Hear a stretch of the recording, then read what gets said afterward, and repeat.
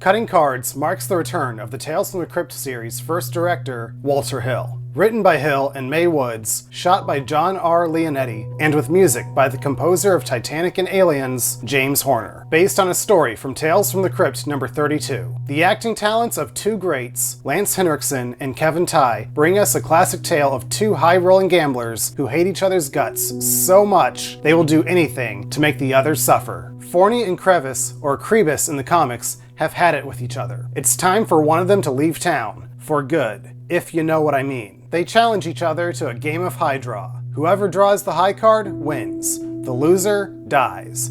Cause of death is up to the winner. The cards are shuffled and on the table. The first card up, ace. Crebus believes he's won, but Forney still draws, knowing there are still 3 aces in the deck. And wouldn't you know it, he picks one of them up. This game of high draw is a draw. The comic gets right into it, but the show builds up our characters first. James Horner's score drops us right into the middle of a crazed casino as Crevice arrives.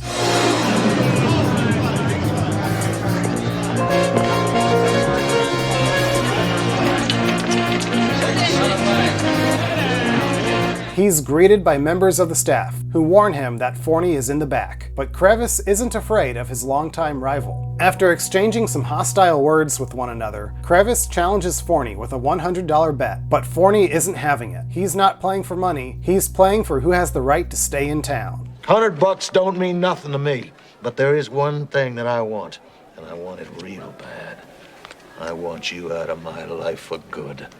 I really don't like you, Reno. It's up to the roll of the dice. Highest roll stays. And just like the tie in the comic, they each roll a 6. Rather than pick another card or roll another die, Crevice moves for a not-so-friendly game of Russian roulette. In the show, the two take it outside for all the world to see. Forney empties his gun, except for one bullet.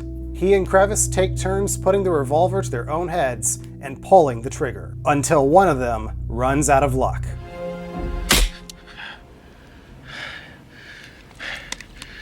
Your turn. 5 turns are up, 1 left. It's Crevice's turn, and he knows he's done for. I don't want anybody to say that Reno Crevice didn't have the balls to do it. I want him to say that he went out strong. God. A dud? Crevice is furious and accuses Forney of cheating and putting a phony bullet into the gun, robbing them both the chance of winning. Insulted by being called a cheater, Forney demands a new challenge. Crevice accepts whatever Forney has to throw at him. You name the game! Chop poker. It's like strip poker, but instead of losing an article of clothing for each hand you lose, one of your limbs has a meat cleaver taken to it. One by one, Crevice and Forney play their hands. The comic keeps the two men on an even keel. One wins, then the other, taking turns on who gets the chop. But director Walter Hill deals a little extra suffering. Forney loses twice in a row, saying goodbye to 2 of his fingers. Crevice is riding high, but when his luck runs out, suddenly he's begging his arch enemy for mercy. He tries to strike a deal. I'll give you back one of your goddamn fingers. We'll get the doc here to sew it on. But Forney doesn't want his fingers back. He wants Crevice to scream. Aim that goddamn thing straight. Oh, don't worry. It don't hurt that bad. Oh, God damn! The two play well into the night until neither of them are capable of dealing the cards anymore. Talk about a wager that'll cost you an arm and a leg. Now our 2 gamblers spend their days in a hospital room, still gambling over games of checkers. King me! You just left me a triple jump.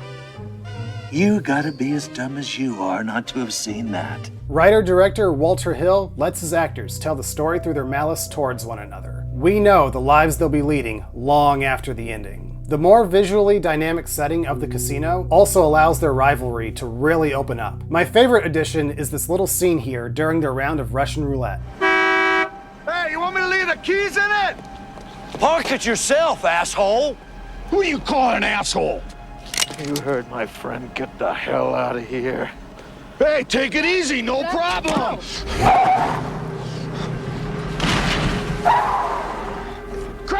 fucking lunatic!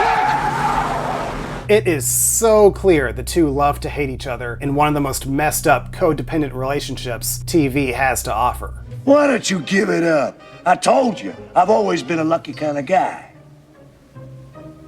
Pass the gum.